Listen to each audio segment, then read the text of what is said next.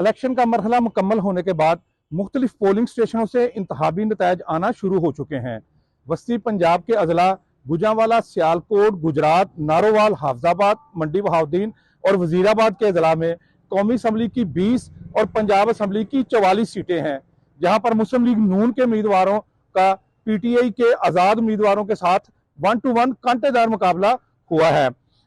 सियालकोट में हाजा आसफ का मुकाबला रिहाना इम्तियाज डार के साथ, हाफजाबाद में सायरा अफजल तारड़ का अनीका मेहदी भट्टी के साथ, और गुजरात में चौधरी परवेज इलाही की अहलिया कैसरा इलाही का मुकाबला अपने भतीजे चौधरी सालक हुसैन के साथ, और गुजरांवाला में खुरम दस्तगीर खां का मुकाबला मुबीन आरफ के साथ हुआ है। इसके अलावा नारोवाल में हमने देखा है कि एहसन इकबाल और दानियाल अजीज अगरचे अलग अलग कौमी हलकों से उम्मीदवार थे, लेकिन दोनों ने एक दूसरे के मुखालिफ हलकों में जाकर एक दूसरे के खिलाफ मुहिम जो चलाई थी, उसका फायदा इनके सियासी मुखालफिन को पहुंचने का इम्कान है। इसके अलावा अगर हम इलेक्शन के नतायज की बात करें तो हमने रिटर्निंग अफसरान के दफातर का जो विजिट किया है, उससे ये बात सामने आई है कि जो शहरी हलके में जो रिटर्न पोलिंग स्टेशन थे, वहां से नतायज जो है वो मसूल होना